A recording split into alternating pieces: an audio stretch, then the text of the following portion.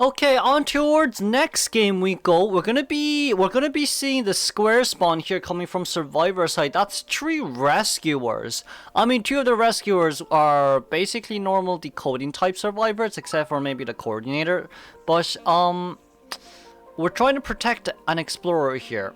But I guess for KT side, KT only needs a tie here. Because even if YG Metal gets a formal elimination, I feel like as long as you don't get formal eliminated here, everything's fine. Because you can still have your Hunter try to formal eliminate, but that's going to be quite hard, especially in game 3 when 2 of your main Hunters are banned. But even with this on mind though, I feel like for Geisha spawning in that area, you probably want to go for Alpha first in this case scenario, but you could potentially just have, you know, that aeroplane is tie kite you for a while, because the moment you use your butterflies, he's gonna dash away as well. But permabans here, it's going to be Wildling Seer, Psychologist, and Antiquarian with the permabans. The ban from Hunter side is going to be Mercenary Priestess first 2 bans, followed by the soft supports of Female Dancer and Entomologist. Meanwhile, Survivors are going to ban the hardcore 2 meta characters. We're going to be seeing the Opera ban and the Druimush ban here. Now, even with that on mind, we are going to be able to move on straight towards the game. I do think sadly on this side note though, you are going to be able to allow allow Explorer to roam around freely looking for pages, but these pages aren't going to be able to come for free. These pages aren't going to be able to come for free, sadly. We do see that the Cordy is currently at the back of the house right now, whatever house that is called. But even with this on mind, it seems like we are going to be bringing Blink here as well. Trump card, Attention, and Blink. Okay, who's going to be the first chase? We're looking. We're playing mind games right here, and it seems like we spot out Cordy here immediately. Okay, Cordy being spotted out here is brilliant. That's going to be a first set registered on Cordy's hand. No gun has been used here just yet. Now, we do have another bullet flight in the next 2 seconds, and of course, it's going to be the Explorer here who's going to be able to get that pickup here on straight towards those pages. Now, them 25% page. Meanwhile, Cordy taking that window speed boost out. But the other issue is, it seems like our aeroplanes did use an item there, use a jetpack there to run away from this area. Now then, Cordy on this side, we are trying to play for Blink here. Let's see, we're looking. Idashi very patient here. Oh, okay, yeah, this is why we don't blink towards that direction, my friend. This is why you don't blink there, my friend. This is why you don't blink down the stairs, my friend. This is why you don't do it. Ah, yeah. Now the gun has been used, and another window speed boost here has been combined here as well. Explorer with a 100% page right here. We do see that Alpha is currently nearby as well. Okay, aeroplanist, you're nearby near the Cordy when she's supposed to be containing. I guess I'll go after you too. But it seems like we're gonna leave the aeroplanist here. And Pinota. We're gonna be able to destroy that, thankfully. But Cordy, you're not gonna contain Freddy. There we go. Okay, so there goes then the coordinator. Persona wise, it's gonna be Trump Card Attention here, which Impulsive, Rage, Berserker, and of course Wanted Order. We don't have Nostalgic here because there's the first officer, but I guess Nostalgic is still pretty nice. But it is 2.5 Cypher machines right now, thanks to the Explorer. Now on Explorer's second note, we are going to be needing that last 50% page for something else though. But here it seems like Yacht is going to be the one coming to rescue. Okay, Explorer is the one with Titan. Never mind, I was wrong. Explorer didn't get a hit right there. Seems like we aren't going to be able to get a no damage. I feel like we could have still rescued there and you wouldn't be able to get hit. So it would have registered as a no damage rescue. But Cordy here with the Windows speed boost out, immediately ready to go. That's going to be a Terror Shock hit. No, that was not a Terror Shock hit, surprisingly. Okay, we didn't reach max presence hit with that hit. I expected that to be Terror Shock hit, but we're going to give the max presence here anyway. So we're going to be able to go down straight towards that corner, thankfully. And Cordy will not be picked up here, sadly. Seems like the Hunter needs to do a little bit of a longer loop than I thought. But even with that on mind here, Okay, there goes in a Cordy second chair. Cypher machine wise, survivors are doing pretty well, honestly. And it's going to be the first officer who's going to come in to rescue. Okay, Wanted Order on first officer, but since this is Chinatown, you aren't going to be able to catch up towards the first officer quite easily there as well though. So we are going to be able to expend that first pocket watch, still trying to buy just a little bit more time for the decoding progresses here as well. Didn't hit the first officer, it hit it now, but I guess we didn't get the second pocket watch on towards the Hunter.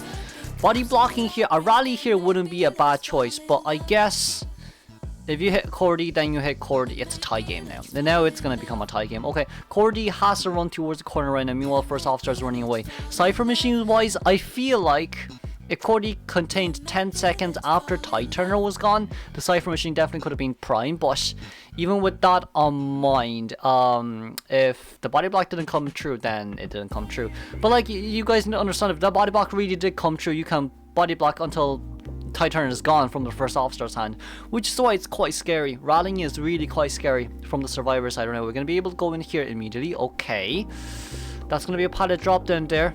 But first officer still does have items here remaining to use. So he used his pocket watch. Meanwhile, we do have no one currently at the other exit gate right now. Okay, I think Ideshi saw that there was no one there, so he's not teleporting. He's still looking, but he's not teleporting. He probably knows himself. He probably does know himself right now. Okay, so tonight is out. Dash towards the wrong direction. We're going to teleport out here immediately, but there's no one nearby. Okay, there's no one nearby except for Explorer Ideshi. This is the same end game as game 1. You are not going to be able to find this Explorer, and this Explorer should be able to make it towards Jump Dungeon if Explorer is careful enough, I won't lie. But everyone rushing away here immediately. Alfred, that... Okay, that's the second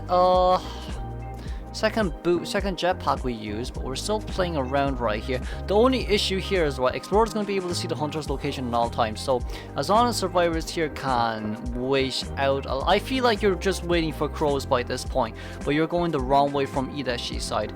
Like, as long as you're able to get crows, then I feel like the gate, it's open. The exit gate is open. We are going to be able to see the Explorer right there. Explorer with no items here remaining. Explorer still running for his life towards Dash. Explorer is going to be able to make it. Explorer is gonna be... No, he's not gonna be able to make it. Okay, thank goodness me. Nice tie here from Ideshi's side. Very close endgame here once again. Sheesh. Moving on towards the second half. Okay, on towards game 3 second half. It's gonna be Metal coming out as Night Watch here. We're gonna be seeing Acrobash by Tea House, Mime here, Entomologist at Restaurants, Batoru forward in middle, and then Taiga at the corner here near Hotel. Okay, so Taiga Cypher machines will 100% be locked, but I guess that kind of does suit an Embalmer here quite a bit. You're going to be forcing the hunter to spawn near Dash corner. Meanwhile, Embalmer doesn't necessarily need to decode a Cypher machine nearby. He could just deploy that coffin down immediately and then go for the run, because even if Metal does decide to chase after you here as Night Watch, the 1 or 2 dashes isn't going to be enough if you're going to be on the other side of the map. So a tad bit unfortunate here for Metal's side. It does seem like KT's roster here, the team comp here overall counters Night Watch pretty decently, except for maybe Ento, but it does counter Night Watch pretty decently, especially with the fact that if you want to go for the Embalmer first chase here, it's going to be really hard. Really hard. Okay, but even with that in mind, we're going to be able to see the double 2 bands here with a Mercenary Priestess followed up by your Psychologist and First Officer. And then it's going to be permabands. Used bands are going to be Patient, Psychologist, Gardener, and someone else I forgot. But anyways, moving on towards the game we go. For Metal here, Night Watch is going to be a bit hard to be able to get a 3-man elimination. But 3-man elimination guarantees us the overtime. But if we 4-man eliminate, it should be a win here for YG. But if we tie here, it's going to not be good. Not going to be good news for anyone at all. But okay, we did manage to get quite a little bit of energy stacks right here. We are looking around for Tinnitus, but it seems like from all survivors side, KT here rushing towards the corner. We are looking for Taiga. Okay, so there's the Embalmer right there, immediately on the move. That's pretty nice to know. We do see where the coffin is as well though, so even with that on mind, we did lose Tinnitus here once again. It's gonna be Insolence Detention, Insolence trump card here, my bad. But early game is a little bit slow for an Insolence trump card here. Anyways, anyhows, anywho's, we're going to be able to find Entomologist here. Ento is the best chase. Ento is really the best chase here. Because the slow debuff is going to help you out a lot. Even if there's a window here to use, it's not going to be able to matter that much here. Can we get a hit on the bees? If we can get a hit on the bees, it probably would be better. But it seems like that hit was running a little bit short there as well. But even with Ento's side here remaining, we do have another slow Tempest here to use.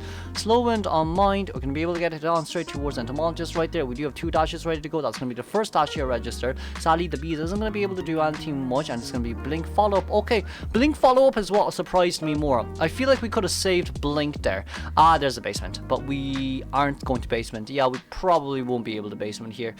Okay. If we really do basement here, then we can force forward to pull a bit more balls to come in. But this chair area is kind of bad for the hunter. We do see 2 Cypher Machines are going to be able to be popped off here immediately as well. Got stuck with the boxes, I think? Yeah, that was boxes. Ah, never mind. Nice pull. But we do have a Typhoon here left to use. Typhoon here, pull back, immediate hit. And then 3 Cypher Machines remaining. Forward, realizing that there's actually stun potentials on